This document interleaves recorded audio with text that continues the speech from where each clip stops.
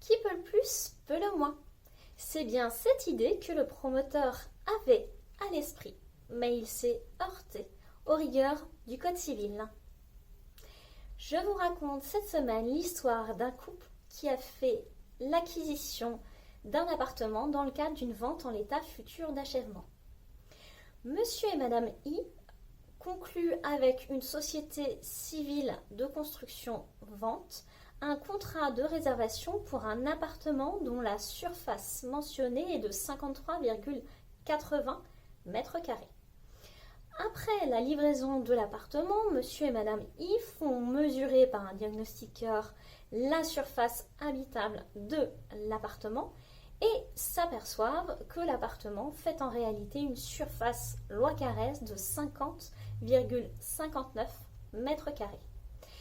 Il sollicite dès lors du promoteur-vendeur une baisse de prix. En effet, l'article 1621 du Code civil prévoit que dès lors qu'il y a une différence de contenance de plus de 5% ou un vingtième entre ce qui est mentionné à l'acte et ce qui est finalement livré, l'acheteur peut prétendre à une baisse de prix. Toute la question repose alors sur la notion de surface mentionnée au contrat. Les acheteurs indiquent que la surface est nécessairement la surface au sens de la loi Carrez. Le promoteur-vendeur dit au contraire qu'en l'absence de précision sur le contrat de réservation, la surface à considérer est la surface au sol. À votre avis, qui a gagné? Ce sont les acheteurs. Mais cela n'a pas été de tout repos. En effet, la Cour d'appel avait considéré qu'en matière d'immeubles à construire, il n'y avait pas lieu de tenir compte de la surface loi Carrez, mais de tenir compte uniquement de la surface au sol. Dans son arrêt du 18 mars 2021, la Cour de cassation casse cette décision.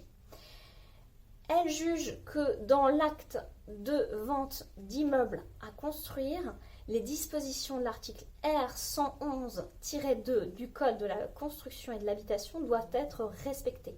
C'est-à-dire qu'on ne tient compte que des surfaces supérieures à 1,80 m au sol. En définitive, et en application de l'article 1621 du Code civil, dès lors que le bien vendu est d'une surface inférieure d'un vingtième à ce qui avait été stipulé au contrat, les époux I pourront prétendre à une baisse de prix. Concrètement, ça va se traduire devant la justice par l'allocation de dommages et intérêts correspondant à la différence entre ce qui a été vendu et ce qui a finalement été obtenu.